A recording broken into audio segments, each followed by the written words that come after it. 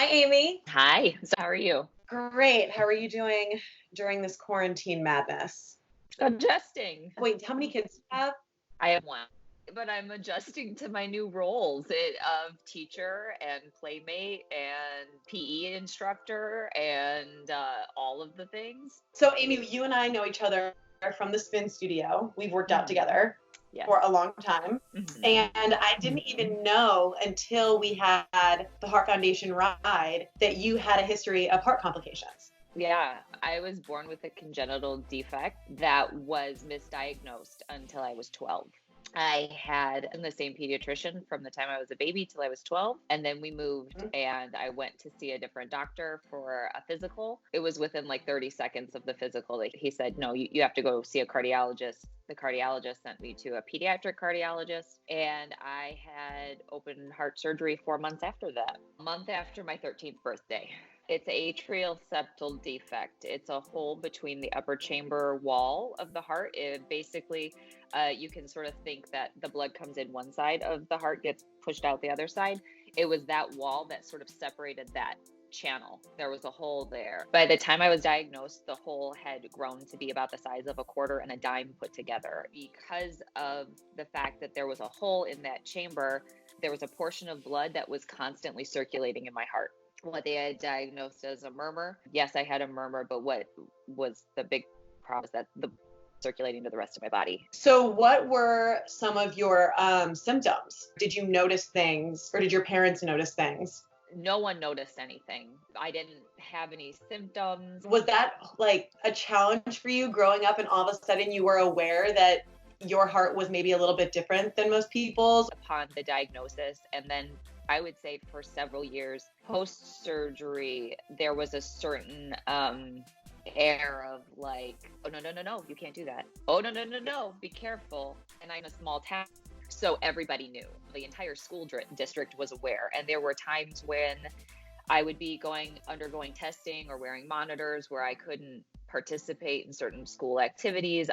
Several weeks where I couldn't carry my own books, had to leave early from classes. Those few years and the experience of having surgery at 13 there was a portion of feeling broken and feeling like the whole community around me knew that I was broken too, so I was treated a little bit differently. It really kind of shaped my belief upon becoming an older teenager and a young adult that I was broken, that I had problems.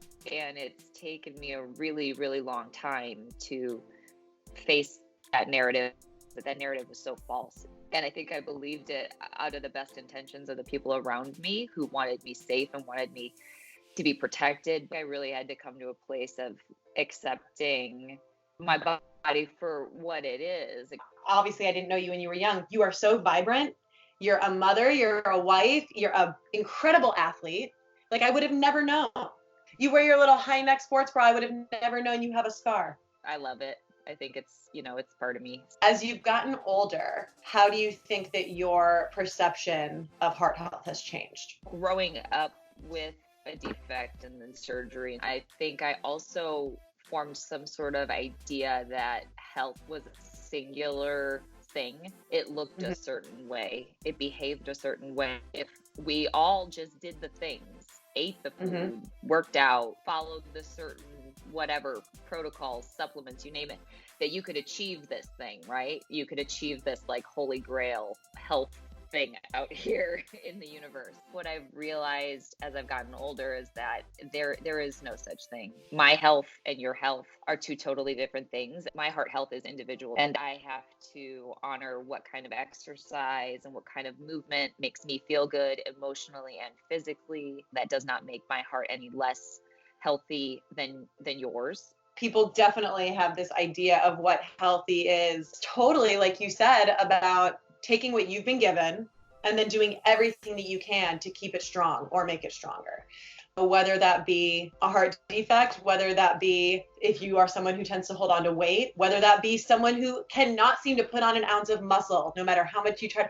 You know what I mean? We all have our things that we're trying to work with. The things that we think hold us back aren't obstacles. They're just little bumpers that turn us in the right direction.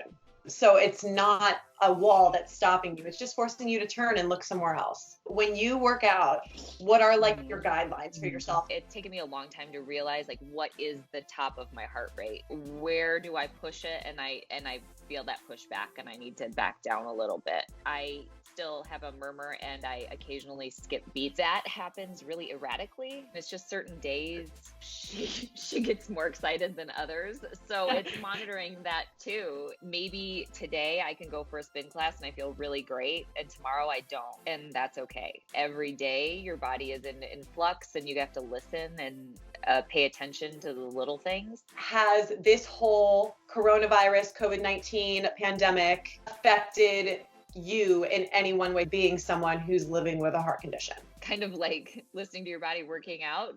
I also have to remind myself that I'm not invincible and I'm not a superhero. Being aware that I am probably higher risk than my husband, for instance. So in our house, we've just decided that he's the errand runner, grocery shopping, going to the pharmacy and doing all the essential stuff.